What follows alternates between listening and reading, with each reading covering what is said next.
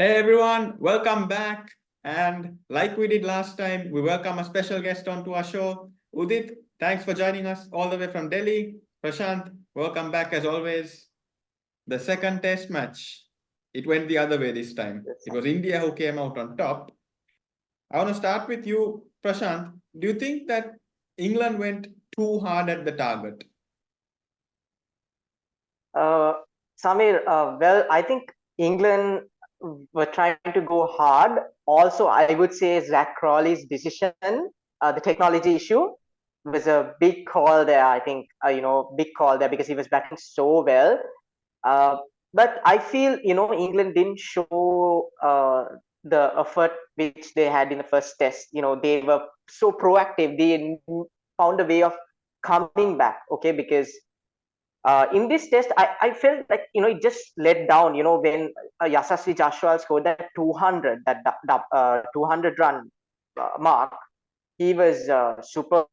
I feel that's where England let the game slip. That 200 really affected England. I would say that's where the game just went. Yes, England were too hard. Zach Crawley batted very well. He showed how to bat in that pitch, but he couldn't continue to go big, and that decision also would affect England, like Ben Stokes said in the interview. Okay. 100%. That was a difficult moment. Udit, coming to you, where do you think India won the game? What were the key components of that win? I think Samir, India won the game in the very last innings, I would say, because I believe the target that England have put on, I think they could have chased. The way English batters batted, I think that was very, I would say, hasty. I would say some reckless stroke making. The way Joe Root, the way he played, it was something not I have seen often. Okay, he could have stayed on. There was no need to really go that quick, that hard at the target. I think there was a day ago, there was an interview that said, Jimmy Anderson said that we will try to chase this one down within 60 to 70 hours. And eventually, what happened? They only could bat 69 hours. So I think the way their approach was, I think if it was a bit more, I would say, bit moderate, I think it could have been a lot more closer rather than a 106 runs defeat. I think that's where the whole thing decided the play. I think Agreed with 100% it. correct. You were spot on. Exactly. Having that mindset, obviously it works for them, but at the same time, I think sometimes they tend to go over hard. And Jasprit Bumrah, he basically blindsided them with some of those Yorkers, didn't he? That was Marvelous bowling, Samir. Marvelous. 6 wickets, and that changed the game, I would say. Jasprit Bumrah coming and bowling that spell. England was just out of sorts, man. Superb bowling. I was pretty amazed with that bowling. So he's in form now, and who knows, for the third test is in Dharmasala, right? Third test it's is in in Dharmasala, Rajkot. Samir? Is it? In Rajkot, yeah. Okay, Rajkot. Rajkot. Rajkot, So Gujarat. Rajkot. He would be very handy in Dharmasala as well. Very Mm, handy. This conditions. absolutely. So, like you mentioned, Udit, it was a 106 run defeat. You look at the contributions of the Indian side on the batting component. I think in this game, it was pretty much two contributors. The first innings, it was just Jaiswal's double 100. The second innings, it was Gill's century. You take out either one of those two innings, and that batting doesn't look so great. But is the lack of contribution from your senior players like Rohit Sharma, Shreyas Iyer, is that concerning, the lack of contribution from them? I don't think so because we know Rohit Sharma can come back into amongst runs at any point of time. I don't see it's all about some or the other batter clicking at right point of time. I see one thing that is very positive is that Shubman Gill amongst runs. I think Yes, indeed. Indian team True. management had put on a great sort of, I would say, belief in that player. Eventually, it worked out, and I think it's a lesson for every management, every team management to keep supporting and keep backing their players. Because at the end of the day, they can win you a game out of very deadlock situation. And that Exactly. knock from Shubman Gill, I would say that was incredible. I would say it stands out. It stands out, one of the best ones I have seen in recent times. Yes. I know Jaiswal did well. He scored a double hundred, but the situation Shubman Gill batted with Oh, wickets falling around, I think it was very, very important. And those runs eventually played I believe, that were the match winning runs at the end of the day. Those 100 odd runs Something he to add scored. on there, Samir. In the last episode, I was, saying about Shubman Gill's form. Is yes. Shubman Gill worth playing for the third test? But he has proved us all wrong, and he played a good innings in the fourth innings. That's good from the management to trust in him, Of course. and still keep on playing with him. So that's great. So now something I want to ask specifically about Shubman Gill, and both of you might have varying answers here. What is the ideal position for Shubman Gill? Is he an opener or is he a long-term number 3 across all formats? Not just the test format, but across all formats. Where do you guys see him as the ideal spot? Prashant, you want to start? Well, I see him as an opener because he has done pretty well opening the batting, Samir, for India. So after Kohli comes back into the side, I think he would go up the order. Now he's batting in number 4, right? Number 4 position. So I would feel that the right position for him is opening, but he did the key job in the last test. So batting at 4, scoring 100 was amazing, and winning the game for your team. That's what matters end of the day. But opening spot is the best spot for him, I would say. And yeah, we'll see how it goes. And Udit, you share the same point? I think, Samir, if you ask me, what I've realized that when it comes to the shorter formats, be it T20Is or be it ODIs, Shubman Gill has done considerably well as an opener, I would say. Okay. And if we talk about Test, I suggest that considering he had some troubles against new balls in the red ball format, I would want him to bat a lower, if not 3. I think he can better be at 3 and Virat Kohli be at 4. Let Virat be at 4 and let Shubman Gill, considering our future aspirations, future prospects, let Shubman be at number 3 and Virat can go down to 4. So that's what I think should be the right approach. And in the shorter formats, in white ball formats, he has done a lot better. So there's no point of changing anything out there. Okay. That's one thing I have a viewpoint. No, indeed, I think it makes sense. I think looking at, obviously you have different players perform differently, play different roles across all the formats. Yeah. Now, about England, James Anderson coming back into the side for Mark Wood. Do you guys think that had any interpretation on the result? Do you think that was a right move there? And also just about James Anderson in general. How long he's been part of the team now? I've seen that a couple of players weren't even born when he made his debut. Yes. Shoaib Bashir was not even born. Then exactly. Even Rehan Ahmed, I would say. James Anderson. So James Anderson made his debut against Zimbabwe in 2003, if I'm not mistaken, and he bowled a brilliant spell there, 5 wickets for 41 runs. Just going back down memory lane. Yes, legend of the game, absolute GOAT. So I would say bringing back James Anderson into the squad. Yes, he performed. He proved his worth. He's like fine wine, keeps getting better.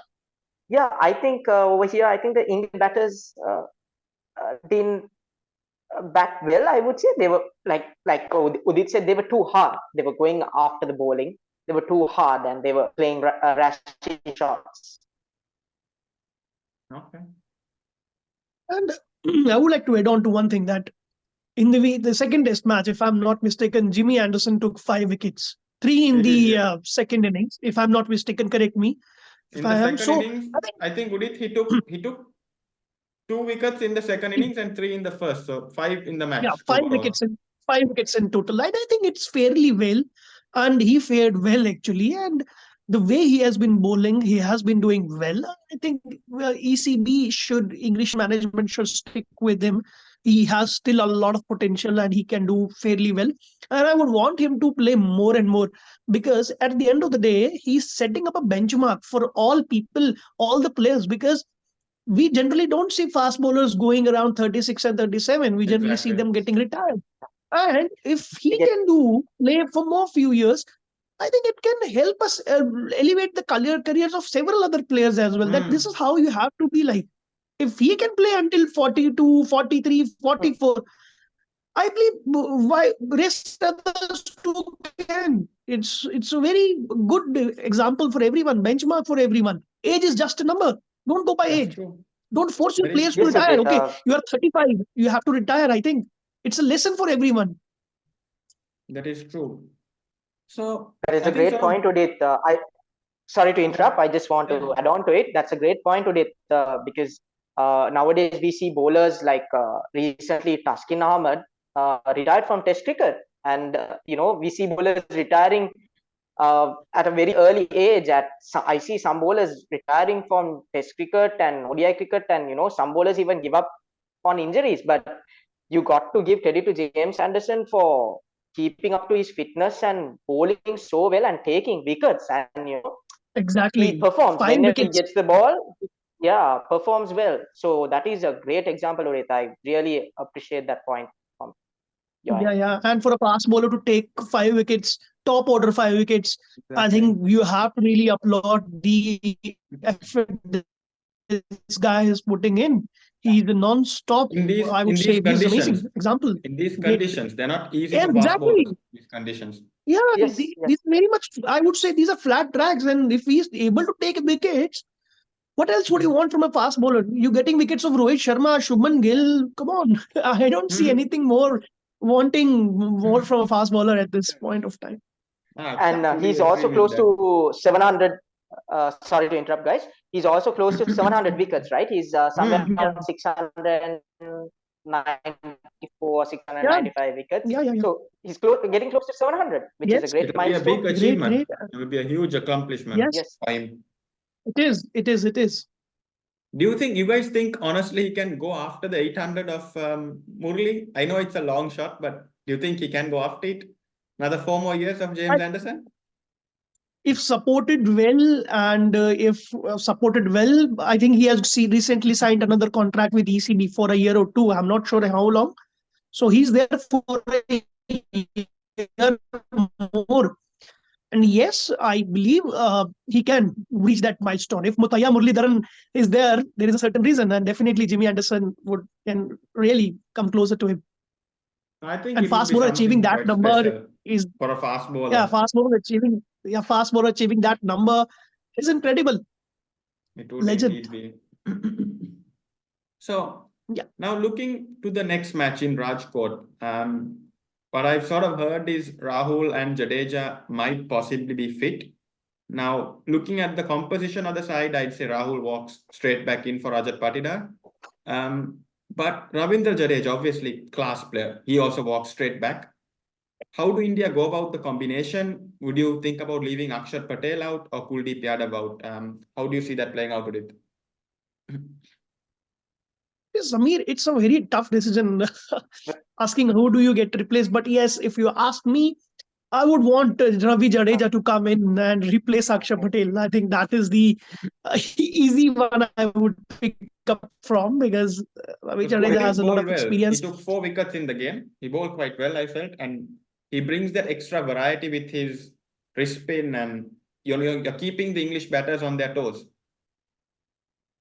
You're actually towards Akshar Patel or Kuldeep Yadav? Sorry, I didn't Kuldeep hear you. Yadav, I mean, he brings in the leg spin Ah, angle, always, yeah. attacking option, I find. Yeah.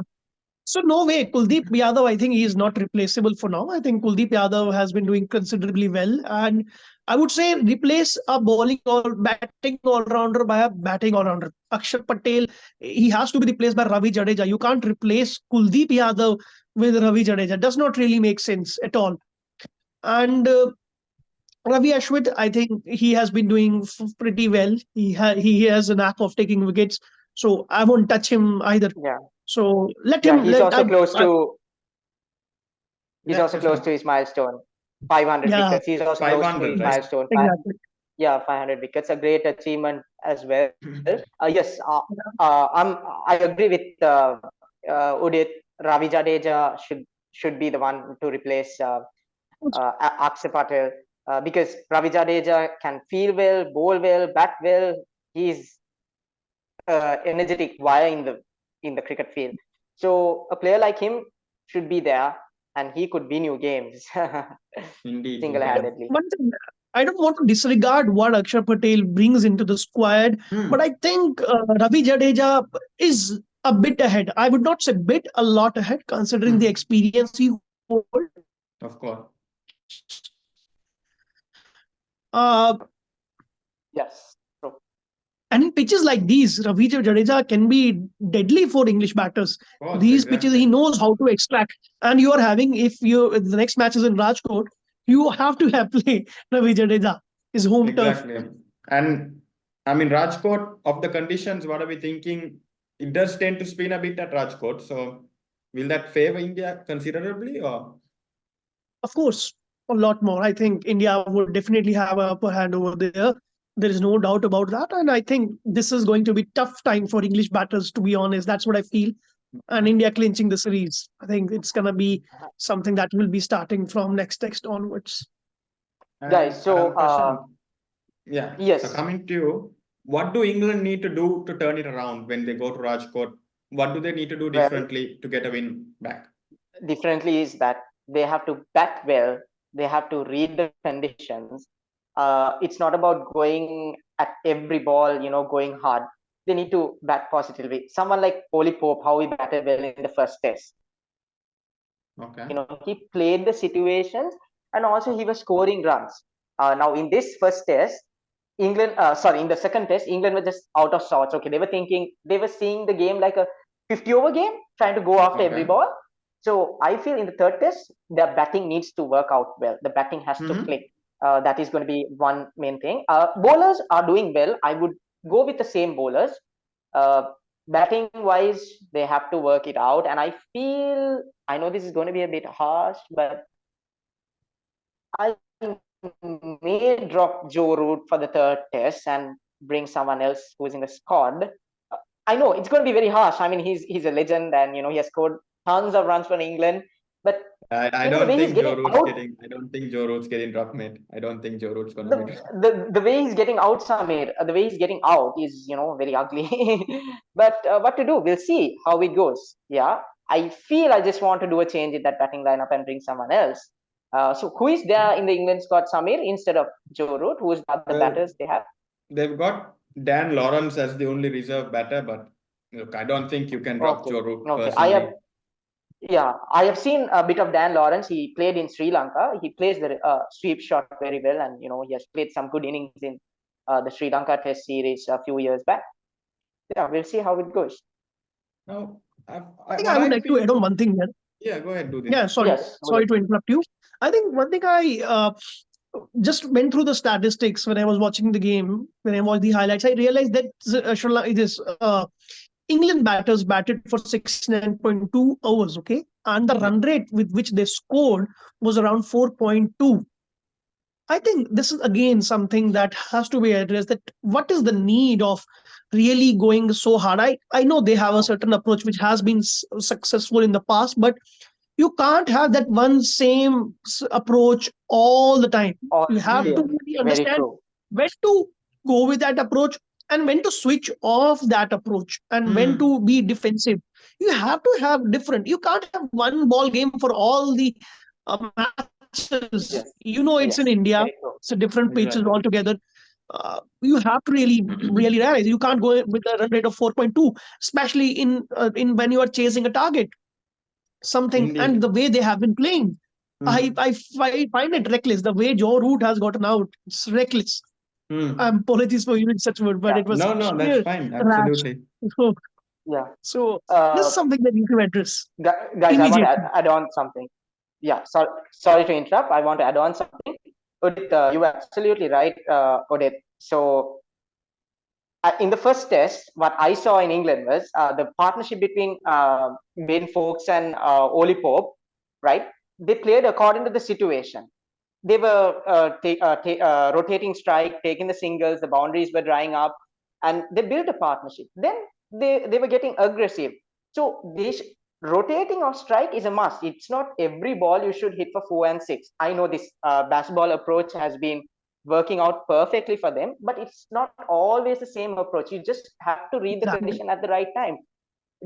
Apply yourself into the crease, get yourself in, get some runs by scoring singles, ones and twos, and then when the bad ball comes to you, just put it away to the boundary. That's basic batting for any Exactly. batsman.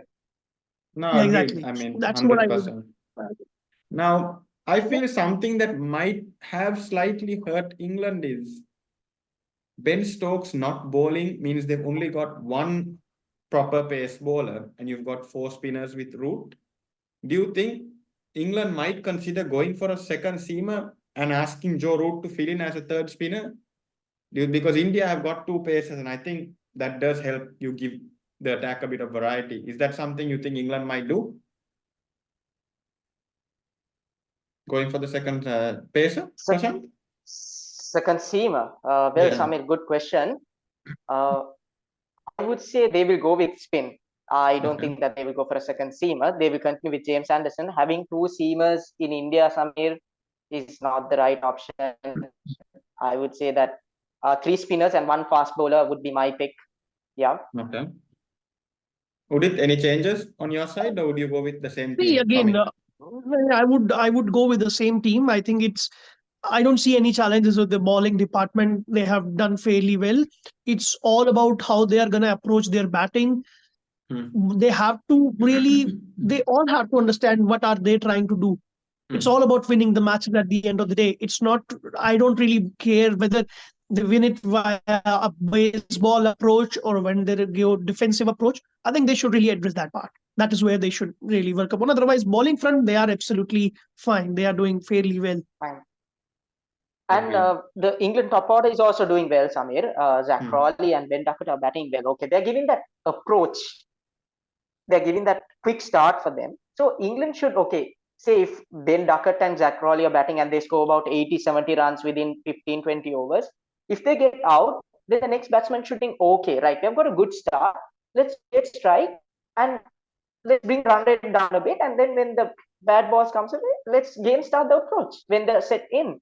Yeah, because I feel that, Zach Crawley and Ben Duckett has been sent to do that, to give a good start for them, to set a platform for the other batsmen. Agreed. So guys, I think there we have it. A fantastic performance by India to win the second test. England faltering at the last moment, but we look forward to a fantastic third test match. Udit, thank you so much for joining us. Pleasure to have you on the show. Guys, sorry to interrupt. One more thing. Virat Kohli's absence has been extended again. I think he's not going to play the third test as well. I saw the news that it has been extended. Is it going to affect India again? Because 3 continuous tests. I think they're doing fine, honestly. I think India will do fine without Virat Kohli. Udit, anything to add there? I mean, he's a great player, but they're doing fine. They've got a lot of depth. See, obviously, Virat is a big, huge player, but I think considering the pool of players we have, I don't think it should really impact that much. Obviously, a player like his stature should be there, but yes, it shouldn't to India considering the players and so much of bench strength. I don't think it should matter. But anyways, it's a good point. They have to start relying on other batters as well. You can't have Virat Kohli every single time. Have to look forward beyond him as well. All right. Yeah. Okay. Thank you. Thank you so much, Samir. Right. It was really nice and reflective. Thank you, Prashant. Thank you so much. I wish you all a very good day. Take care. Bye. Bye. All right. Thank you so much, friend. Thank you so much. All right. Then to all the viewers, thanks for joining in. We'll see you in the next one.